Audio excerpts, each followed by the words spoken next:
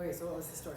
I can think of the story of Ellie and Davy, as we called him, playing in the cow pasture with Danny, who was the next door neighbor, Danny Hart. And they were throwing things at each other, all three of them, and just dried manure chunks or hay, handfuls of hay or whatever, till Danny got the great idea of all he had to do was take one of the sticks that were there, and he picked up a wet cow pie, and he whacked it, and it hit Dave right in the face.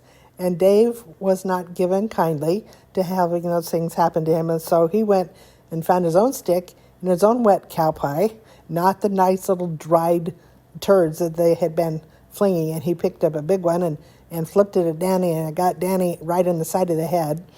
And Ellie thought that she didn't like that, and so she left. But here was Danny and Davy in a war, and they kept just flinging wet cow pies all over and at each other until Danny started crying and said he was going home. He wasn't going to play there anymore. And so they came to a truce by ending the cow patty war.